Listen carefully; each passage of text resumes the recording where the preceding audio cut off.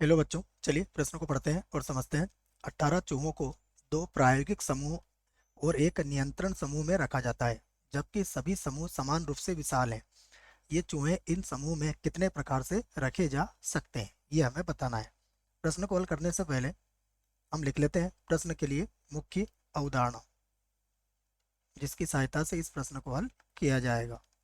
तो प्रश्न के लिए मुख्य अवधारणा में देखिए, यहाँ समूह से संबंधित क्रमचयों की संख्या ज्ञात करने को सीखेंगे बच्चों। मान लीजिए हमारे पास तीन वस्तुएं हैं, ए कॉमा बी तथा तथा सी। अलग अलग वस्तुएं हैं, अलग अलग या भिन्न भिन्न भी लिख सकते हो आप, ठीक है। अलग अलग वस्तुएं हैं, वस्तुएं हैं। तब तीन समूह, तीन समूह जिसमें जिसमें क्रमशः ए कॉमा बी तथा सी वस्तुएं वस्तुएं हो हो के तरीके। देखिए कितने होंगे ये याद रखें आप, इसे आप समझ सकते हैं। इतिहास लिख लेता हूँ इसके बराबर। देखिए हमारे पास कुल वस्तुएं कितनी है, ए प्लस बी प्लस सी।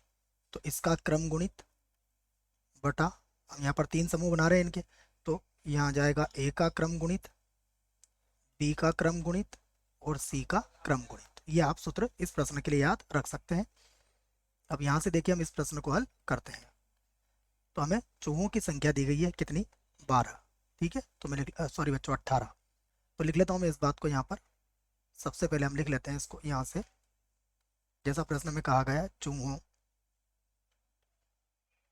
चूहों की संख्या। देखिए चूहों की संख्या कितनी है हमारे पास, 18 है।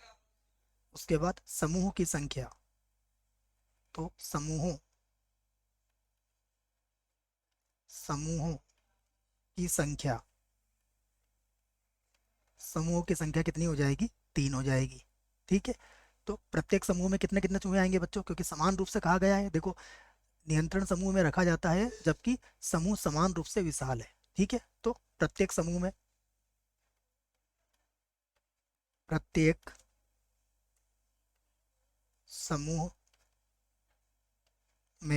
चूहों की संख्या,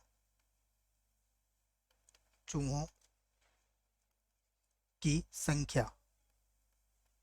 देखो प्रत्येक समूह में, क्योंकि हमें समान रूप से कहना है, तो 18 को 3 से भाग लगा दो बच्चों, तो प्रत्येक समूह में चूहों की संख्या कितनी हो जाएगी आपकी, 6 हो जाएगी, ठीक है। तो अब आप यहाँ पर लिख सकते हैं अभिष्ट क्रमचयों की संख्या।